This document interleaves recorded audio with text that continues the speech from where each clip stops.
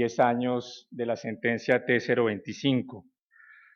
Para mí como académico, como colombiano y como integrante de la Comisión de Seguimiento, una audiencia como esta, una sentencia como la T-025 y todo su seguimiento son hechos que le generan a uno sentimientos encontrados frente al Estado y a la sociedad colombianas, porque al mismo tiempo le generan a uno vergüenza y esperanza.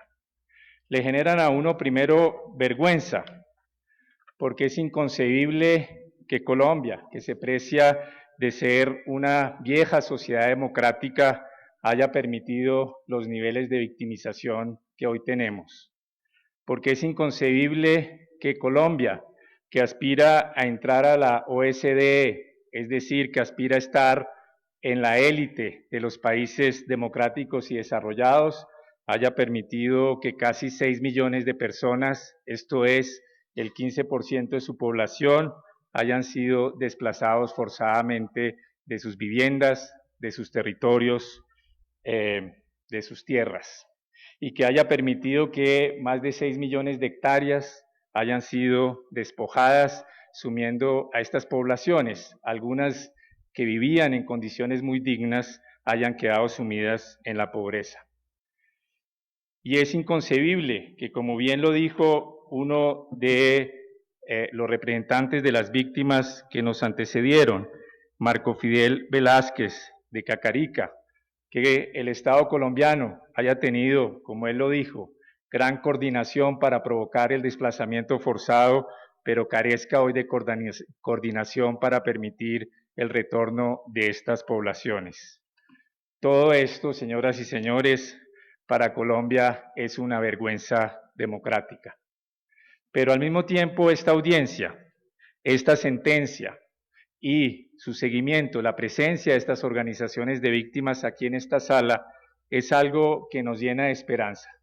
Y nos llena de esperanza porque muestra que no todo ha sido silencio e inactividad frente a este drama humanitario, que ha habido reacciones sociales e institucionales muy valerosas y muy importantes para enfrentar democráticamente esta vergüenza humanitaria.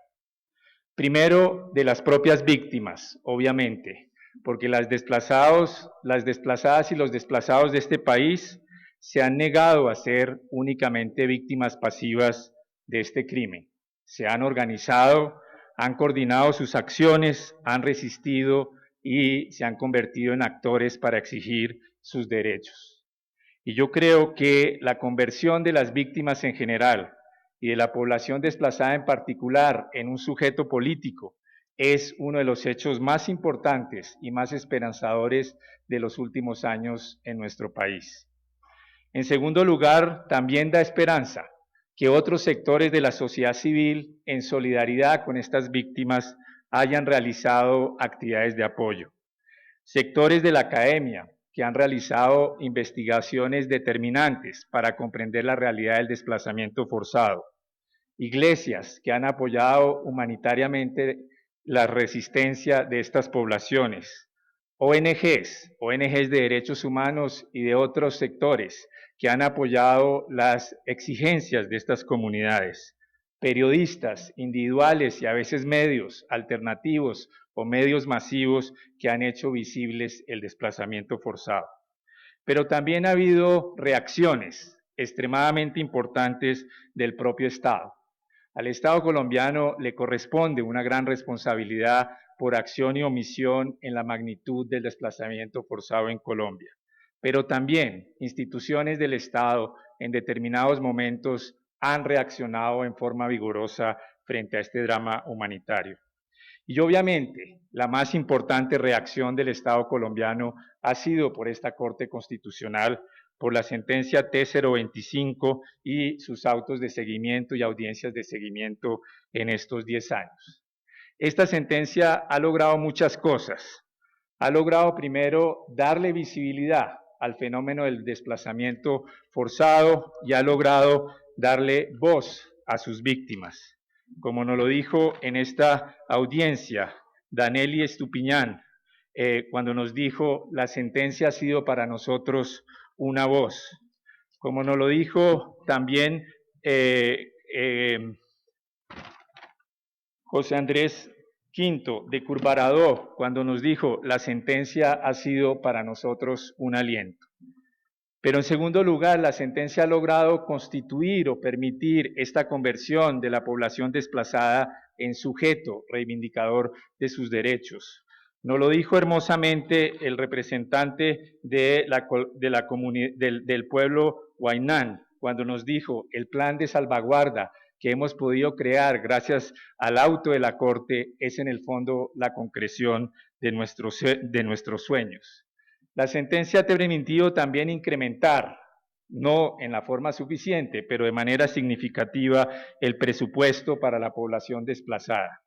La sentencia ha permitido, como lo mostró César Rodríguez y Diana Rodríguez en su texto al respecto, desbloquear instituciones para que haya hoy una política más coherente frente a la población desplazada.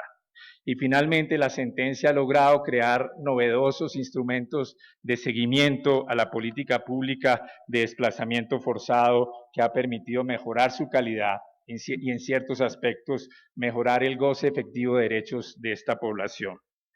Obviamente una intervención tan masiva de un tribunal en la política pública no está desprovisto de polémicas y por eso la Corte ha sido criticada. Ha sido atacada a nivel académico y a nivel político porque supuestamente con esta intervención ha desbordado y desnaturalizado sus funciones. Permítanme entonces dedicar los últimos minutos de esta intervención a responder a esas críticas. Básicamente se le han dicho a la Corte que esta intervención es indebida por 4 razones. Porque este tipo de intervenciones provoca intervenciones antitécnicas y una especie de populismo judicial insostenible fiscalmente. Segundo, que esta intervención termina siendo regresiva en términos de igualdad, porque las protecciones judiciales de derechos favorecen a quienes pueden acceder a la justicia, que usualmente son las clases medias y altas.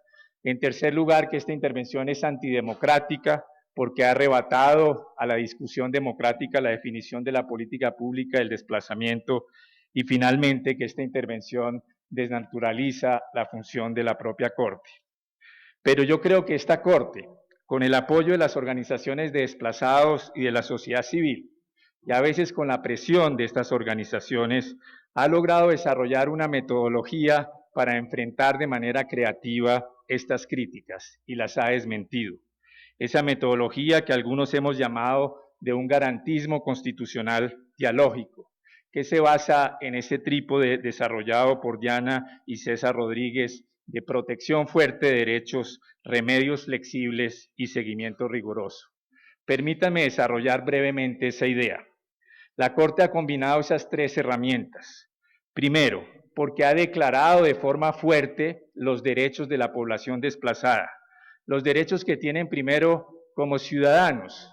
Yo no sé si ustedes aún recuerdan que no hace muchos años una gobernadora de Cundinamarca, de cuyo nombre no quiero acordarme, pero ha sido la única gobernadora que ha tenido Cundinamarca, declaró que ella no admitía desplazados en su departamento, como si fuera suyo y como si cualquier persona no pudiera desplazarse en todo el territorio del país.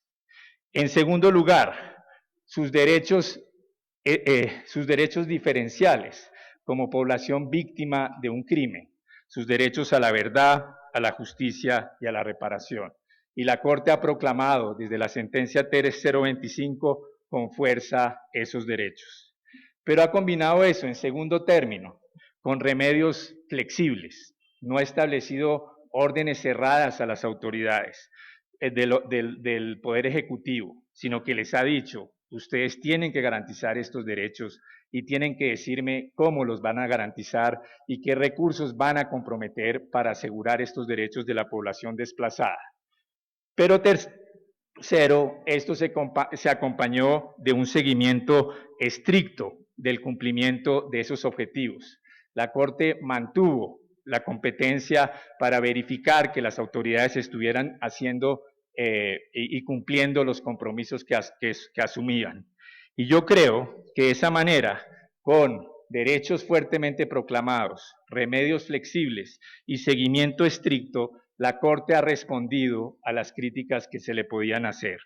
Primero, ha logrado que las soluciones sean técnicas y fiscalmente sostenibles, porque al fin y al cabo es el propio gobierno quien las propone, con lo cual no podría decir que no las puede implementar y desarrollar. Segundo, es una sentencia que en la medida en que le ha dado efectos generales, que no se ha limitado a resolver casos individuales, sino políticas generales, ha evitado la crítica que solo se dirige a aquellos sectores que pueden acceder a la justicia. De esa manera tenemos una sentencia que ha logrado centrarse en la población más vulnerable entre los vulnerables en Colombia, que es la población desplazada. Tercero, la Corte ha permitido que existan este tipo de audiencias, donde se discute democráticamente el alcance de estas políticas públicas frente al desplazamiento forzado, lo cual, lejos de arrebatar el debate democrático, lo que hace es fortalecerlo y profundizarlo. Por eso creo que la Corte de esa manera ha logrado una labor admirable con el acompañamiento de la población desplazada y de otras organizaciones de la sociedad civil, y todo esto da cierta esperanza. Pero el dolor y la vergüenza persisten, porque los problemas de la población desplazada subsisten. Y así como ustedes oyeron de parte de los representantes de los desplazados en esta audiencia, palabras de aliento y elogio a la Corte por su labor, por su fortalecimiento como organizaciones, por, como dijo uno de los representantes de los pueblos indígenas, que sin esta sentencia tal vez ese pueblo ya no existiría, que son elogios que esta Corte debe valorar enormemente. También llamaron la atención sobre los enormes incumplimientos que subsisten, sobre la persistencia de la violación de sus derechos, sobre que el enfoque diferencial parece a veces, como dijo alguno de ellos, un enfoque diferencial en contra de las víctimas y no a favor de ellas. Y por eso es que esta Corte debe persistir en esta labor, debe persistir para que esa voz de las víctimas, como dijo alguna de ellas, no se apague, para que esa esperanza de las víctimas persista. Y la pregunta sería, ¿y hasta cuándo debe seguir esta Corte? Nos lo dijo el representante de la comunidad Huina, cuando nos dijo que la Corte no desfallezca hasta que nuestros derechos sean garantizados. Y es lo mismo que creo todas las organizaciones de la sociedad civil le pedimos a esta Corte, que no desfallezca hasta que los derechos de toda la población desplazada sean garantizados. Muchas gracias.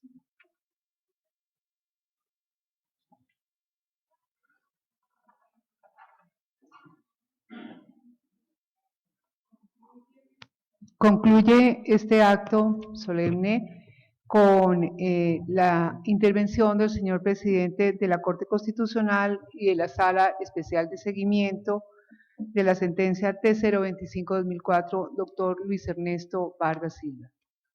Bueno, muy bien. Comienzo por un imperdonable error, omisión, olvido que tuve al comienzo de la sesión al no saludar especialmente a una de las entidades que más ha colaborado, que es el Consejo Noruego para los Refugiados. El trabajo que han venido desarrollando ha sido muy importante para la Corte y para el trabajo de la Corte Constitucional. En segundo lugar, pues hay que decir que, y acaba de destacarlo, la academia en cabeza del profesor Rodrigo Primni, director de Justicia, pero fundamentalmente representante de la Comisión Especial de Seguimiento a las Políticas Públicas para la Protección a la Población Desplazada, que el juez constitucional se ha convertido definitivamente en un actor con un rol fundamental en el contexto de esta crisis humanitaria que nos azota y que se ha erigido en un agente relevante en el impulso de transformaciones sociales, como lo describe de manera muy importante la investigación a la que también hizo referencia Rodrigo, realizada por César Rodríguez Garavito y Ana Rodríguez, que se encuentra, César, que se encuentra aquí presente con nosotros.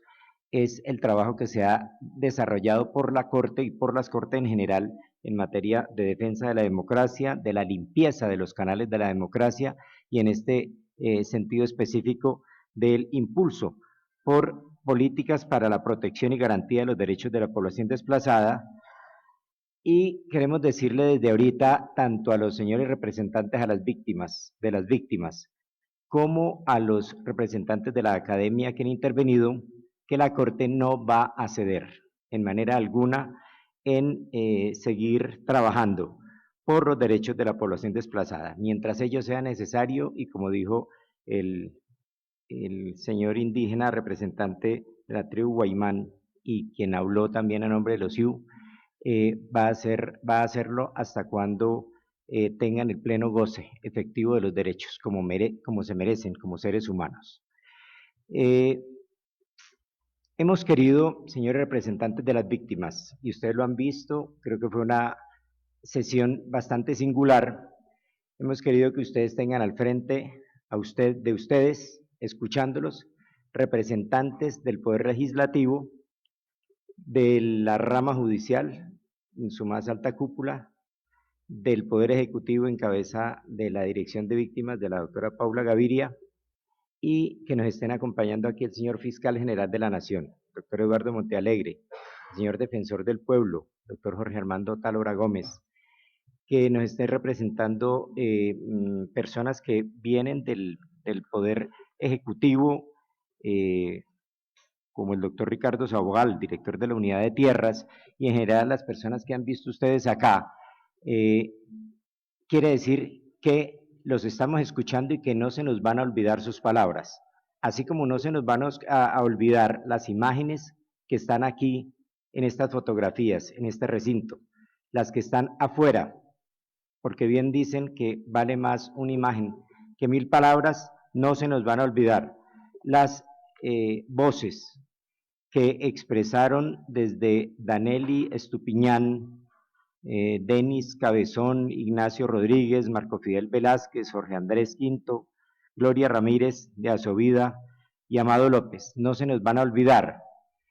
A los compañeros de los medios de comunicación, les agradecemos mucho su presencia, la importancia del papel que ustedes desempeñan. Han escuchado hoy gravísimas denuncias que es bueno que los medios de comunicación